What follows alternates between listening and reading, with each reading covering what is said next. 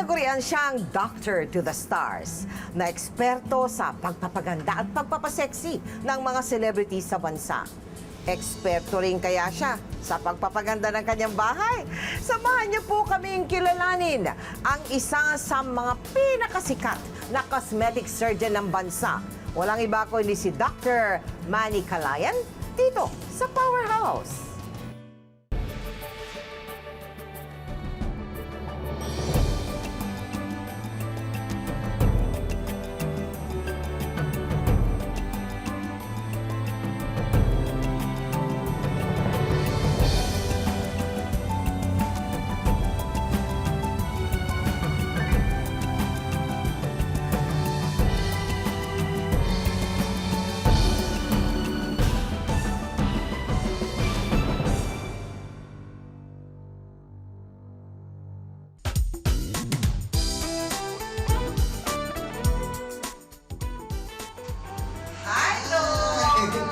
Thank you so much for allowing us to tour your house. Tila isang bachelor na naninirahan sa isang 200 square meter at 3-bedroom condominium si Dr. Manny Calayan. Tumataginting na 20 million pesos ang halaga ng condominium na ito na nagsilbi na raw niyang tahanan simula taong 2010.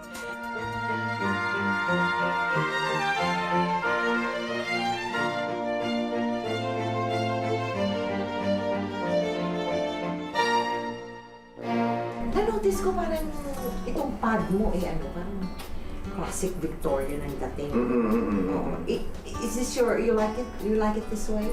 Sa'yo ba ito? O kay Doktora Pai? Parang sa amin. Pero mas gusto ko to kasi sabi ko nga sa minimalist siya. Ang tapestry rin, ang dami. Ayan. Ano ba yan? You got that from your travels abroad? I guess. Yeah, this is actually from Milan. From Milan, oo. Magaling kang magpaganda ng mga tao, ng mga kababaihan, no? Kamusta naman sa bahay? Are you the kind na mahilig ka rin, mag-ayos ng bahay? Nakikialam ka rin sa, you know, how it is done and all of that? Ganito kasi yan, tulong kami ni Doktora. Siya yung nagde-design, siya yung bumibili ng gamit. Okay. And then, siya rin yung nagde-design and then, sinasabi ko rin sa kanya ko, alam mo, mas maganda ito kung nandito. Sa isang marangyang tahanan naman sa Dasmariñas Village, dating nakatira ang buong pamilya Calayan.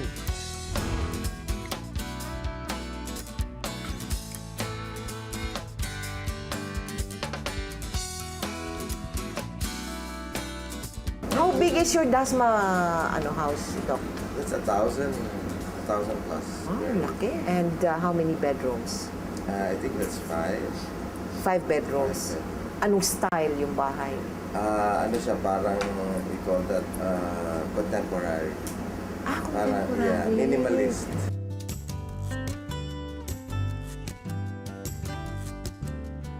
Sinong may gusto ng minimalist? Gusto na. I would imagine ikaw hindi, ikaw hindi, no? I imagine yung taste mo, you're more for the Ako yan, classic, Victorian. for the classic, Yeah. di ba? Mas ka, no? Yeah. Siya yung minimalist. Minimalist. Ang modern Filipino theme na tahanan ngayon ay pinaparentahan sa isang diplomat dahil nagdesisyon na mag-asawang sa Amerika pag-aralin ang kanilang 3 anak. Parang ang lungkot kasi doon sa malaking bahay. Sa malaking bahay. Then you see the rooms, the kids, Yeah. na ano sila before, Oo. tapos bigla nawala. Yeah. Sabi ko, ayoko, nalulungkot ako. Aha. Parent muna natin albaya fondo na lang muna somewhere. Ito, napili ko, maganda naman ang security ito. Hindi kayo hiwalay ni Doktora? Hindi. Hindi talaga. You're still with each other? We're still Okay. in love with each other. Okay. Why is she in the States? Why is your family in the States, therefore? Because we decided our kids to study there. Oo. And because they want to study there, to pursue their medical course. So sabi namin, okay, fine, that's your choice. And then we decided to put up a clinic there para ma-manage si Doktora. At the same time, mabantayan yung mga kids. Oo. Si Dr. Pai at 3 nilang anak nasa Amerika, habang si Dr. Manny naman narito sa Pilipinas. Kaya't ang kanyang condominium sa Taguig, itinuring na niyang tahanan. Yeah, this is the collection. Iba-iba siya from different Ang galing mo places. naman, pati yung mga pamphlet ng tours. Tinatago mo pa. Fantastic, Yan, pati bawat bansa. Andiyan, kulang na yan. Kulang na siya. And then this one, that Yes, the porcelain. muebles yan. Oo nga. Muebles. This is your collection, Mrs. kay Dr. Toras, Pansato. And the choice of your furniture is yours also. This one, yeah. Yan, parang may pagka-modern siya na... Chairs are beautiful. Yeah, parang Victorian din siya. Ano yung naaano mo pagka you're alone? No? Except with your own mind and your own heart and your own memories and your own self. Alam mo, kadalasan kasi, yun nga, very busy rin naman ako. And then, yun, at night. Yun ako pinapatay at night. Yes. Pag umuwi ako after the clinic, after the work, then mag-isa ka lang. It's hard. It's hard, very hard. yes, of It's course, very hard. yeah. And then, gusto mo silang tawagan, eh mga tulog naman kasi Iba naman doon, ang time difference naman. time difference naman. Ang init-init pa ng araw, magiging... Pero may ibang dahilan pa daw ang pagtira ni Dr. Pai sa Amerika. At dahil kabilang na rin ang mag-asawa sa mundo ng showbiz, hindi na iwasang nabigyan ito ng kakaibang kulay. What was the biggest issue you had to face? Di ba, nagkasakit si doktora, sinasabi nila na damage ko na yung face, kaya doon, pumunta na doon. Is it okay to ask you, what have you done on Dr. Pai? Ano yung inayos mo sa kanya doon? Ang ina- Did you? Yeah, one time. Okay. Pero eye bags. At tinanggalan mo lang siya ng eye bags. Yun lang. Ang ilong hindi mo ginawa. Ang ilong. Hindi, just the eye bags. The eye bags. Kasi parang sabi nila, nagkaroon ng deformity. I haven't seen her. I don't know how she looks like now. Pero nabasa ko lang yun, nagkaroon daw ng deformity in the Hindi face. kasi yung adrenal syndrome, when you have adrenal fatigue syndrome, mag-moon face ka eh. Mag-ano? Moon face. Parang- Lalaki mo. Yes, because of, parang yung steroid mo sa katawan, Okay. mag-shoot up. Okay. So, naging magka yung face, tapos tumaba siya. Aha. Then, ayun, akala naman nila, namamaga yung mukha because of the surgery daw. Oo. Mga ganun-ganun. So, Oo. hindi nila kasi maintindihan kung ano yung adrenal Yung ano yung fatigue sakit na yun? syndrome. Kung ano yung sakit na tumama sa kanya? Yes. Oh. So how is Dr. Pai now, Doc? Yeah, she's back. So, She's back. to normal. Back to normal? Yeah, maganda na ulit. Maganda na ulit. Then, wala lang talagang time umuwi. You bought a house in Beverly Hills, right?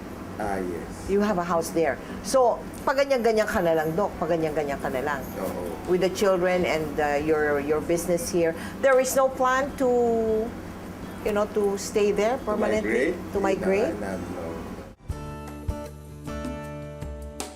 Malungkot man daw na mawalay sa pamilya, bumabawi naman sa pagbabiyahe si Dr. Manny. Madalas din niyang bisitahin ang kanyang mag-iina sa kanilang tahanan sa Beverly Hills. At ayon sa kanya, dumaan din daw silang mag-asawa sa butas ng karayom bago naging maluwag ang buhay nila. But then of course, you had to start somewhere. Hindi ka pa the doctor to the stars, no? It didn't begin that way, no? Let's go back, di ba? Talaga bang yan na ang linyang gusto mong puntahan when you took up medicine? Yes. Talaga yun ang gusto Yun mo? na talaga kasi yun nga, talagang kinalakihan. Lumaki ako sa mga pamilya ng doktor.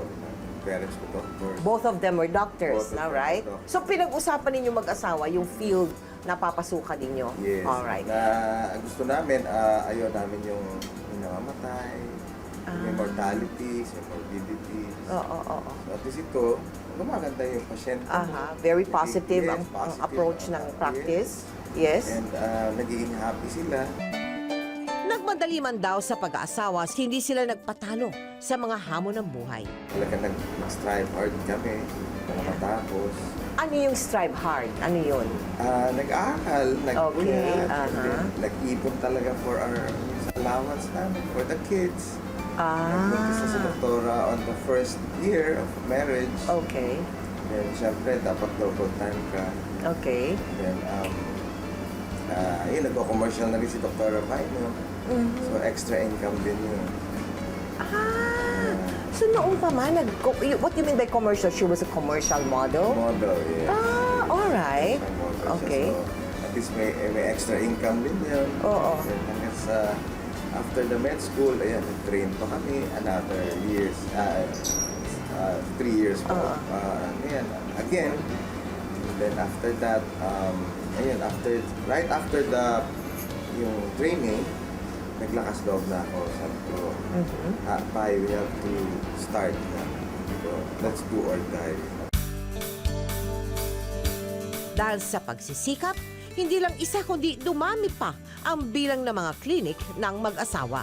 At hindi lang sa Amerika nila planong magtayo ng branches, maging sa ibang panig din ng mundo. How much is your business worth? Do you know?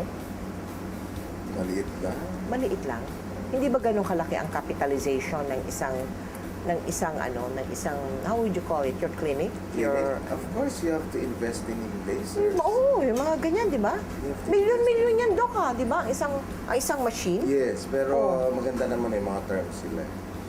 Nagte-term sila. Yes, nag-term sila. So, Oh. by the time na fully pay mo na yun, na-ROI mo na siya. Right. Pero sa tindi ng kompetisyon, hindi maiiwasang masangkot ang pangalan ng mag-asawa sa mga intriga. Are you friends with Dr. Abelo? Of course. Oh, you are? When you see each other I'm sure, in We see medical each other, we kiss medical each other. affairs. You greet each other naman. Kasi kayo yung pinagtutunggali eh. How do you feel about that? That's healthy competition.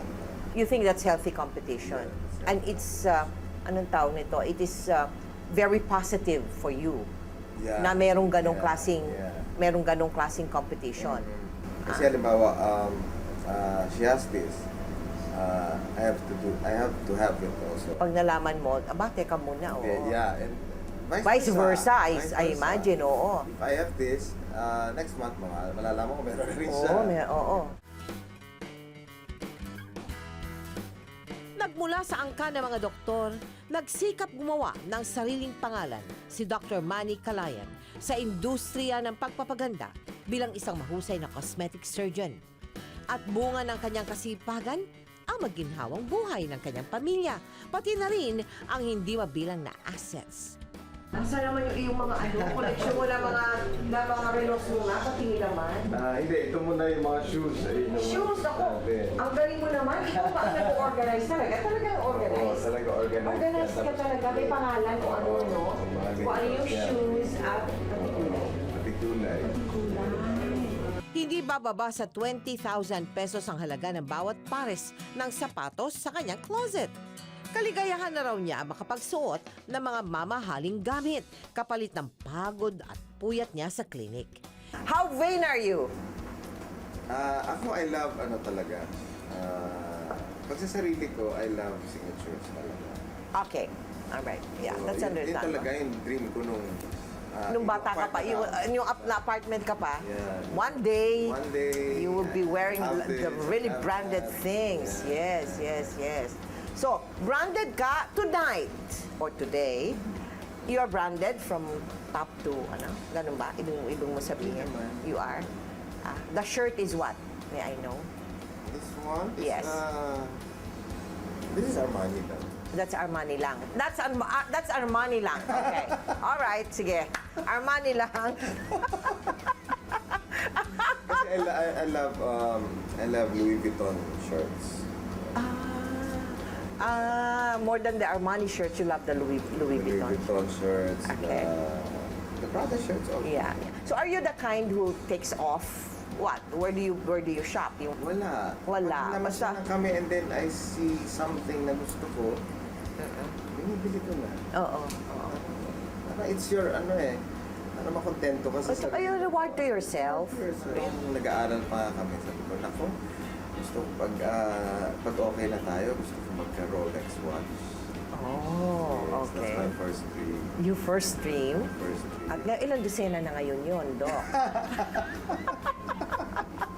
Ilan dosena na yung Rolex watch mo? Wala naman, okay lang. Okay lang. Okay lang. You have several, I'm sure. Oo naman. Yes. Ikaw- Napaka-humble mo naman, Doc. Napaka-humble mo naman.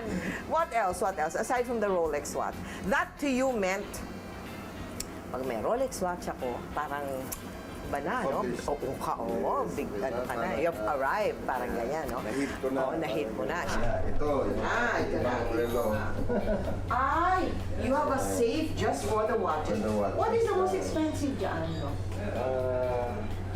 Ito yung Rolex. Ay, syempre, kasi may mga ano na yung mga diamond. Yes. Bulgari. Ay, ito. This is the ano, top of the line ng Rolex. May ay. Ayan, sure. Para makahipo man na tayo ng ganito. Oh my goodness!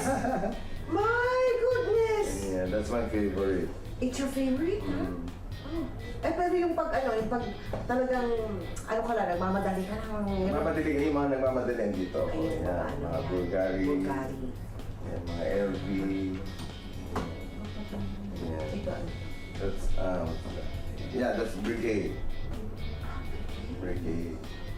I have all the collection. This is Patek. Oh. Patek Philippe.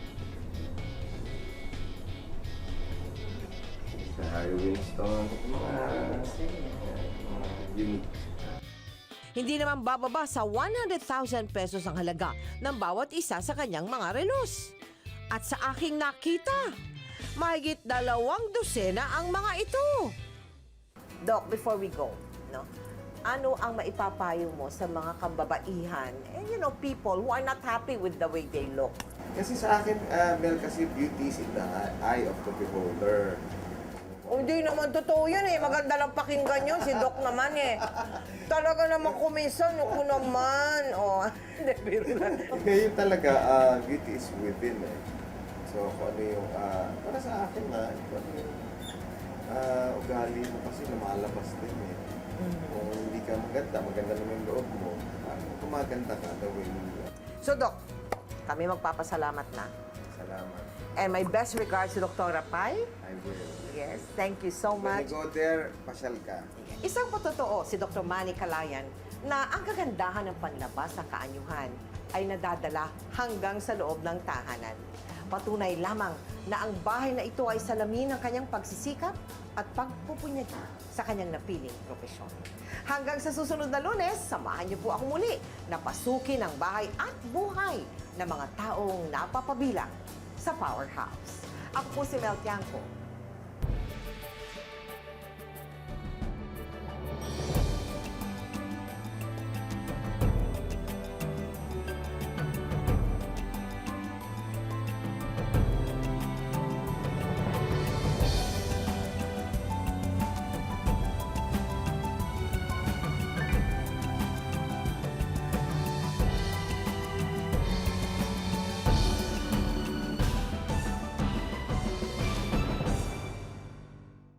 Bakit parang noong una ang lakas ng nationalistic nung dating ng mga films ng GMA films, pero ngayon parang hindi na, parang ano na lang, or commercial films na ang ginagawa.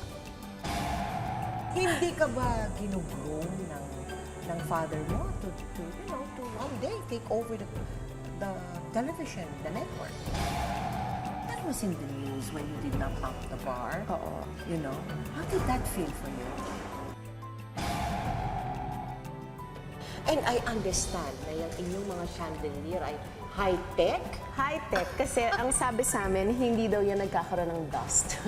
Hindi na alikot. It's dust resistant. Aba, ngayon ako nakakadinig ng ganyan.